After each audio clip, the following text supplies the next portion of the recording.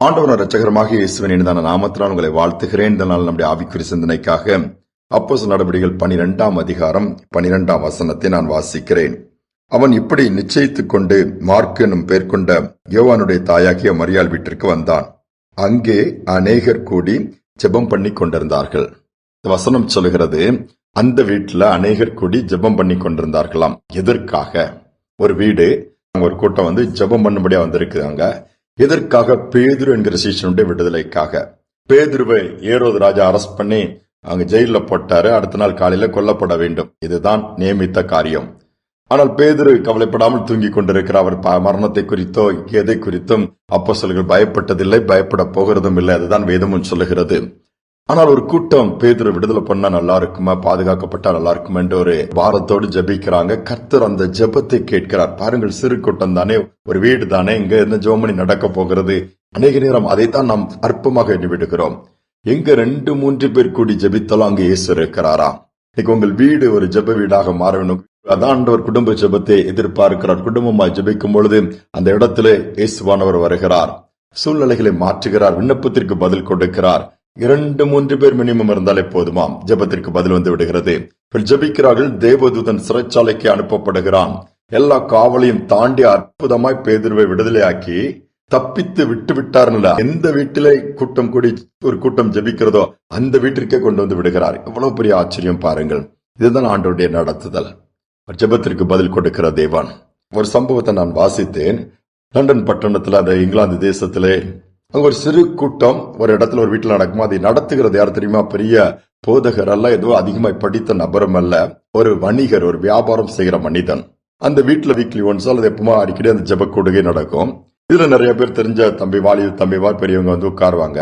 அதுல இறையியல் கல்லூரி படித்துக் கொண்டிருக்கிற ஒரு வாலிபன் ரெகுலரா போறான். அப்ப அவன் இன்னொரு நண்பனை கூட்டிக் கொண்டு போகிறான். ஏனென்றால் அவன் 15 வயதிலிருந்தே கெட்ட பழக்கங்களுக்கு அடிமையாகிவிட்டான். தன்னுடைய தாய் இறந்தாலும் கூட அவன் வாழ்க்கையில மாற்றம் இல்லை. தகப்பன் ஏதோ படிக்க வைக்கிறான், ஆனாலும் இவன் ஒரு திருட்டு வழக்கிலே மாட்டிக்கொண்டு சிறைச்சாலையில் இருக்கிறான். அங்கு என்ன பண்ணுகிறான்? நேரம் போகலேன்னு சொல்லி குறிப்பிட்ட நாட்கள் வரை ஒரு வேதாகமத்தை டைம் பாஸ்க்காக படிக்கிறான். மாற்றம் வரவில்லை. தகப்பன் வெளியே அவரை கொண்டு திருப்பி வேதாகம கல்லூரியில் சேர்க்கிறார். வேதாகம கல்லூரியில் படிக்கும் போது கூட அந்த வாலிபன் மனம் திரும்பவில்லை. சில பாவங்கள் தொடர்ந்தன என்று தான் சொல்லி எழுதுகிறார்.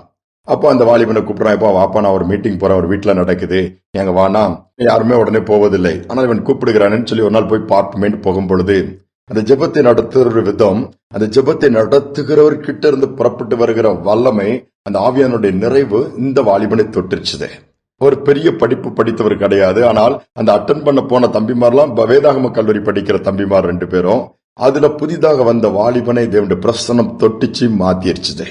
பாருங்கள், அங்கு போகும் பொழுது அவன் வாழ்க்கை பலவித கேள்விகளோடு, பலவித இருளான அடிமைத்தனத்தோடு கூட போனான். அந்த மீட்டிங் போயிட்டு வரும்போது பெரிய சமாதானம், ஒரு சந்தோஷம், ஒரு நிறைவு, விடுதலையும் பெற்றுக்கொண்டு வரான். கடைசியில சந்தோஷமா தன்னுடைய கல்லூரிக்கு வருகிறான். பெரிய மாற்றங்கள் கர்த்தருக்குள் செய்ய ஆரம்பித்து ஊழியம் செய்கிற விதத்திலே ஆண்டவர் பயன்படுத்துகிறான். அங்கங்கு சென்று போய் கர்த்தருடைய வார்த்தையை சொல்லி அநேகருக்கு உதவி செய்து அவனுக்கு ஒரு இரக்க குணம் வருகிறது. அனாதைகளை பார்க்கும் பொழுது ஒரு கரிசனை வருகிறது. நாட்கள் போக போக கர்த்தர் அற்புதமாய் சரியான பாதையில் நடத்த ஆரம்பித்து பயன்படுத்த ஆரம்பித்தார். அவர்தான் பின் நாட்கள் வல்லமையாய் பயன்படுத்தப்பட்ட ஜார்ஜ் முல்லர் என்கிற தேவனுடைய ஊழியக்காரன். ஒரு வீட்டு கூட்டம், அது ஒரு வியாபாரி நடத்தின கூட்டம்.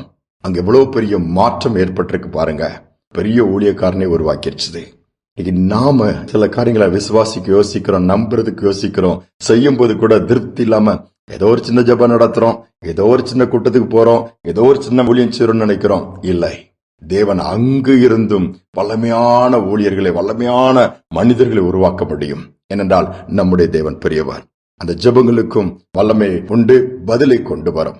அதனால் சோர்ந்து போக வேண்டாம். 2-3 பேர் கூடியாவது ஜெபியுங்கள். யாராவது பிரச்சனையில் இருக்கிற, அல்லது எனக்கு இது பிரச்சனை, இந்த விடுதலை கிடையாது, எல்லா பக்கம் அலைந்து தெரிந்து விட்டேன், ஏன் 2-3 பேர் சேர்ந்து அந்த காரியத்திற்கு ஜெபிக்கும் பொழுது சுகம் உண்டாகும், விடுதலை உண்டாகும், அற்புதமா நடக்கும். அன்றைய கருத்துல தாழ்த்தி ஒப்பு கொடுப்போமா? ஜெபிப்போம். எங்கள் அன்பின் தகப்பனே, இந்த புதிய நாளின் காலை நேரத்திற்காக நன்றியோடு துதிக்கிறோம், ஸ்தோத்திரிக்கிறோம். அப்பா, எந்த ஒரு காரியத்தை நாங்கள் அற்பமாய் எண்ணிவிட முடியாதப்பா. சின்னவனை நீர் ஆயிரமாய் மாற்றுகிற தேவனப்பா.